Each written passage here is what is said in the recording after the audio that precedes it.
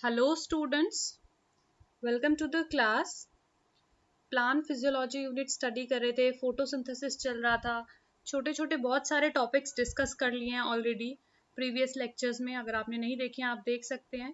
आज के लेक्चर में केल्विन साइकिल या फिर जिसको हम C3 साइकिल भी बोलते हैं उसको डिस्कस करेंगे। बहुत ही सिंपल लैंग्वेज में मैंने ट्राई किया है कि आपको यहाँ पे नोट्स प्रोवाइड करूँ और बहुत ही सिंपल लैंग्वेज में मैं एक्सप्लेन भी करूँ, है ना। तो आपको इजीली समझ में आएगा, पेशेंस रख के सुनिएगा। केल्विन साइकिल के बारे में डिस्कस करेंगे। तो ये साइकिल किसने दी थी? मेल्विन केल्विन नेम के एक साइंटिस्ट थे जिन्होंने इसको एक्सप्लेन किया था।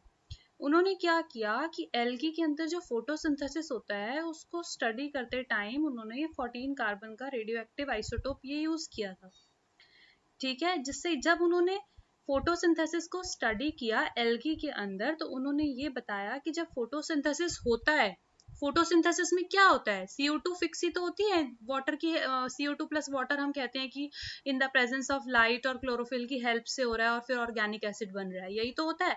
तो CO2 का जो फिक्सेशन हो रहा है फोटोसिंथेसिस में, जो CO2 यूज हो रही है, जो फिक्स हो रही है, उसके बाद सबसे पहला प्रोडक्ट क्या बनेगा? 3 कार्बन का एक ऑर्गेनिक एसिड बनेगा, ऐसा मेल्विन केल्विन ने बताया। उन्होंने ये जो ऑर्गेनिक एसिड बताया कि 3 कार्बन का ऑर्गेनिक एसिड बनेगा, ये कैसे बनेगा इसका पूरा बायोसिंथेसिस पाथवे भी एक्सप्लेन किया। इसीलिए इस साइकिल का नाम दे दिया गया केल्विन साइकिल, क्योंकि मेल्विन केल्विन ने इसको एक्सप्लेन किया था। अब उन्होंने ये जो कहा था कि 3 कार्बन का ऑर्गेनिक एसिड जो है वो फर्स्ट प्रोडक्ट होगा, उसका नाम होता है 3-फॉस्फोग्लाइसीरिक एसिड, जिसको हम PGA भी कहते हैं। और 3-फॉस्फोग्लाइसीरिक एसिड बनता है, इसीलिए इस पाथवे का नाम, इस साइकिल का नाम C3 पाथवे होता है।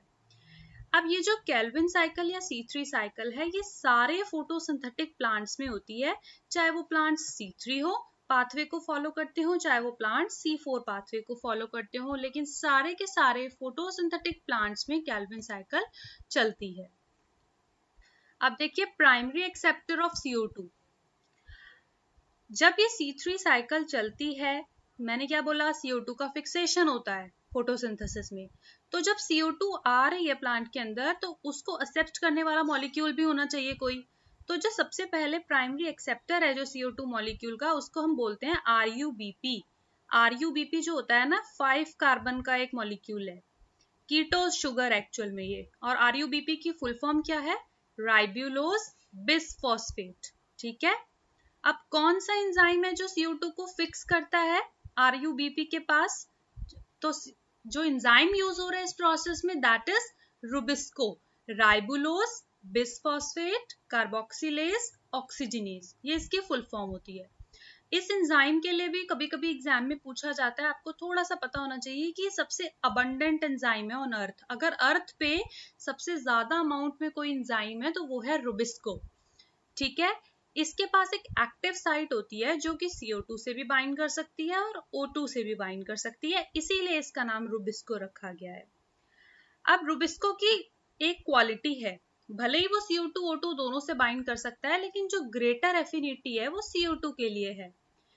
लेकिन CO2 और O2 की जो बाइंडिंग है वो कॉम्पिटिटिव नेचर की है, यानी कि जिसकी कॉन्सेंट्रेशन ज्यादा होगी, जिसकी कॉन्सेंट्रेशन, अगर O2 की कॉन्सेंट्रेशन ज्यादा है तो रुबिस्को O2 से बाइंड करेगा, CO2 की कॉन्सेंट्रेशन ज्यादा है तो रुबिस्को CO2 से बाइंड करेगा। तो रिलेटिव कॉन्सेंट्रेशन पे डिपेंड करता है कि रुबिस्को किस से बाइंड करेगा। केल्विन साइकिल की 3 स्टेजेस हैं। 3 स्टेजेस कौन सी हैं? फर्स्ट स्टेज है कार्बोक्सिलेशन, सेकेंड स्टेज है रिडक्शन, थर्ड स्टेज है रीजेनरेशन। सबसे पहले कार्बोक्सिलेशन को पढ़ेंगे। कार्बोक्सिलेशन में क्या होता है? नेम से ही पता चल रहा है कि कार्बन का फिक्सेशन, यानी कि CO2 का फिक्सेशन। तो CO2 जब फिक्स होगा, हमने अभी पहले पढ़ा कि एक 3 कार्बन का ऑर्गेनिक एसिड बनेगा, लेकिन द पॉइंट इज कि वो ऑर्गेनिक एसिड डायरेक्ट नहीं बनता, पहले एक इंटरमीडिएट बनता है बीच में, ठीक है। उसके बाद क्या होता है कि ये जो CO2 फिक्स हुई, ठीक है, ये जो CO2 आई, इससे RUBP का कार्बोक्सिलेशन हो गया। कौन से एंजाइम की हेल्प से? रुबिस्को एंजाइम की हेल्प से। और जैसे ही RUBP का कार्बोक्सिलेशन हुआ, क्या बनेगा? 3-फॉस्फोग्लाइसीरिक एसिड, यानी कि 3 कार्बन का एक ऑर्गेनिक एसिड बनेगा। उसके बाद क्या होगा, सेकेंड स्टेप आता है कैल्विन साइकिल में, रिडक्शन। रिडक्शन का मतलब जो 3 फॉस्फोग्लाइसरिक एसिड बना था ऊपर कार्बोक्सिलेशन की हेल्प से, अभी उसका रिडक्शन हो जाएगा और रिडक्शन की वजह से ग्लूकोज का फॉर्मेशन हो जाएगा। अब इस स्टेप में क्या हुआ, 2 मॉलिक्यूल एटीपी के यूज हो गए। ये जो रिडक्शन हुआ इसमें एटीपी के 2 मॉलिक्यूल यूज हो गए फॉर द फॉस्फोराइलेशन और 2 मॉलिक्यूल NADPH यूज हो गए फॉर द रिडक्शन। अब ये क्या होता है, देखो मैंने क्या बोला कि रिडक्शन होगा तो क्या बनेगा, ग्लूकोज। ग्लूकोज का फॉर्मूला आप सबको पता होगा, C6H12O6। C6 बोल रहे हैं, यानी कि 6 CO2 की फिक्सेशन होगी तब जाके एक ग्लूकोज बनेगा। इसका मतलब ये है कि अगर 6 CO2 को मॉलिक्यूल्स को फिक्स करना है तो इस साइकिल को 6 टर्न्स में चलाना होगा, तब जाके एक ग्लूकोज बनेगा। ठीक है, 6 टर्न्स में साइकिल चलेगी। आपको ऊपर दिख रहा है 2 molecule of ATP, 2 molecule of NADPH use हो रहे हैं एक साइकिल में, तो 6 के हिसाब से आप मान लीजिए कि 12 और 12 मॉलिक्यूल्स इसके यूज हो गए यहाँ पर। ठीक है, थर्ड स्टेप आया रीजेनरेशन। अब रीजेनरेशन का मतलब ये है कि RUBP जो था, जो प्राइमरी एक्सेप्टर था CO2 का, उसको रीजेनरेट करना जरूरी है ताकि ये साइकिल कंटिन्यूअस चलती रहे। क्योंकि अब जब दोबारा CO2 आएगी तो CO2 को कौन एक्सेप्ट करेगा, RUBP का तो कार्बोक्सिलेशन हो गया, तो इसीलिए उस RUBP को रीजेनरेट करना जरूरी है और इसमें भी एक ATP यूज होगा। ठीक है, अगेन 1 साइकिल में 1 ATP, तो 6 साइकिल चलेंगी तो 6 ATP। 12 ATP पिछले स्टेप में यूज हो गए, 6 ATP इस स्टेप में यूज हो गए। यानी कि हम ये कह सकते हैं जब एक ग्लूकोज मॉलिक्यूल बनता है तो साइकिल 6 टाइम्स चलती है, केल्विन साइकिल, और जिसकी वजह से 18 ATP यूज हो जाती हैं और 12 NADPH। हमने NADPH 12 क्यों बोला, क्योंकि थर्ड स्टेप में यानी कि रीजेनरेशन में NADPH कहीं भी यूज नहीं हो रहे थे, लेकिन 6 ATP यूज हो रहे थे। और 12 दोनों चीजें 12 NADPH 12 ATP प्रीवियस स्टेप में यूज हो गए, तो इसीलिए 18 ATP और 12 NADPH यूज होते हैं अगर 1 ग्लूकोज मॉलिक्यूल को सिंथेसाइज करना है इस साइकिल से। तो ठीक है, यानी कि 1 CO2 फिक्स हुआ 1 साइकिल में तो 3 ATP यूज हो गए और 2 NADPH यूज हो गए। तो जब 6 CO2 फिक्स होंगी, 6 टाइम साइकिल चलेगी, आप ATP और NADPH के नंबर को भी 6 से मल्टीप्लाई कर देंगे।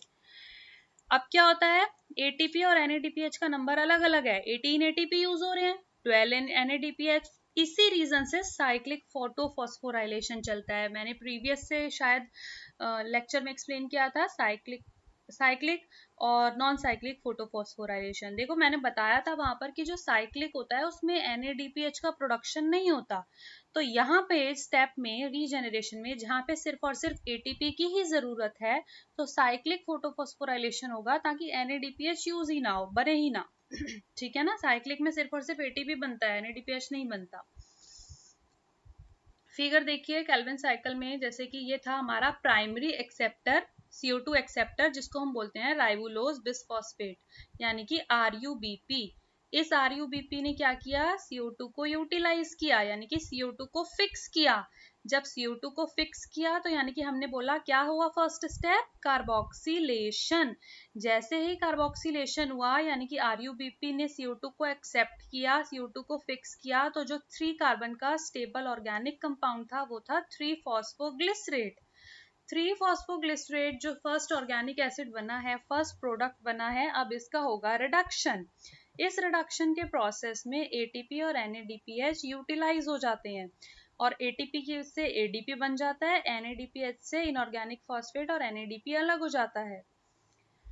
ठीक है, इसके बाद क्या होता है, जैसे ही रिडक्शन हो गया 3-फॉस्फोग्लिसरेट का, तो हमारे पास ग्लूकोज आ गया, यानी कि in the form of sucrose and starch. अब ग्लूकोज तो यहाँ पे बन गया, लेकिन क्या होगा, ये RUBP को रीजेनरेट करना जरूरी है ताकि दोबारा से जब CO2 आए तो उसका फिक्सेशन हो पाए, क्योंकि पहले वाला RUBP तो यूटिलाइज हो गया है। अब इस RUBP का क्या होगा, रीजेनरेशन होगा। रीजेनरेशन का मतलब इसमें भी एक ATP यूज हो जाएगी, एज अ रिजल्ट ADP का फॉर्मेशन होगा। समझ में आ गई। यहाँ पे 2 मॉलिक्यूल्स यूज हो रहे थे ATP के और NADPH के, और यहाँ पे खाली 1। तो जब ये साइकिल मैंने बताया 6 टाइम चलती है तब जाके एक ग्लूकोज बनता है। जब साइकिल 6 टाइम चलेगी तो ये 6 × 2 12 ATP यूज हो गए, 6 × 2 12 NADPH यूज हो गए, यहाँ पर अगेन 6 × 1 6 ATP यूज हो गए, तो टोटल 18 ATP और 12 NADPH यूज हो गए। यहाँ पर आप देखिए 6 CO2 अंदर आए थे साइकिल में, और एज अ रिजल्ट 1 ग्लूकोज उस साइकिल से बाहर निकला था।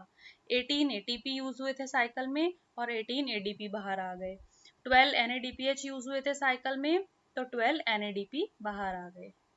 होप कि आपको केल्विन साइकिल इजीली समझ में आया होगा, किस तरीके से स्टेप्स होते हैं, क्या क्या चीजें इसमें इंपॉर्टेंट हैं। जिस तरीके से C3 साइकिल यहाँ पर मैंने एक्सप्लेन किया है, the same way C4 cycle, CAM cycle और C2 साइकिल, ये भी हम नेक्स्ट लेक्चर्स में पढ़ेंगे। Stay tuned with our channel Concepts and Notes Academy by Ayushi. Thank you.